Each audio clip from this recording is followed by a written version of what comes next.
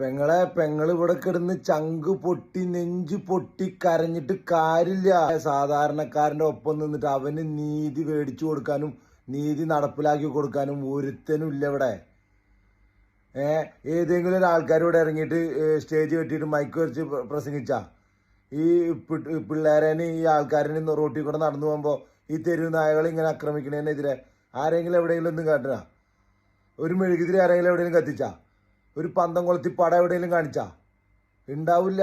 പിള്ളേര് റോട്ടിൽ കൂടെ സ്കൂളിലേക്ക് പോകാനും മദ്രസയ്ക്ക് പോകാനും നഴ്സറിക്ക് പോകാനും പറ്റുന്നില്ല.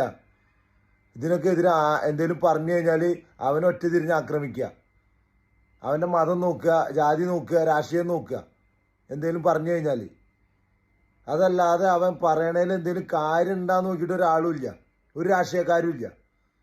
ഇപ്പോൾ ഒരു രാഷ്ട്രീയ പാർട്ടിക്കാരും ഇല്ല, ഒരു രാഷ്ട്രീയ നേതാക്കന്മാരും ഇല്ല. ഇതിനെന്തെങ്കിലും പറയാനോ ഇതിനെതിരെ എന്തെങ്കിലും ഒരു പ്രമേയം പാസ്സാക്കിയിട്ട് ജനങ്ങൾക്കൊപ്പം നിന്ന് പ്രവർത്തിക്കാനോ ആരുമില്ല.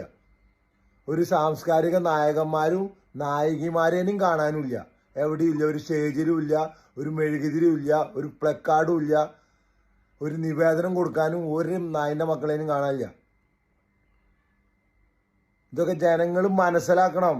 ഇതുപോലത്തെ കാര്യങ്ങൾക്ക് പ്രതികരിക്കാത്ത ലോകത്തിന്റെ ഏതെങ്കിലും മൂലയിൽ നടക്കുന്ന കാര്യങ്ങൾക്ക് ഇവിടെ ഇറങ്ങിയിട്ട് വല്ല മെഴുകുതിരിയും ഇതും കത്തിക്കുന്ന ആൾക്കാരുണ്ടല്ലോ, ചാണകവെള്ളത്തിൽ ചൂല് മുക്കി അടിക്കണമല്ലാന്ന് അതിൻ്റെ മക്കളേന് ഇവിടെ ഉള്ള ആൾക്കാരെ. അപ്പൊ നിങ്ങളെ പരിപാടികൾ നടക്കട്ടെ, നമ്മൾ ഇവിടെയൊക്കെ തന്നെ ഉണ്ട്, ചെതറട്ടെ. ഒരു മാസം തികച്ചില്ല എന്റെ കുഞ്ഞ്, അറിയാമോ?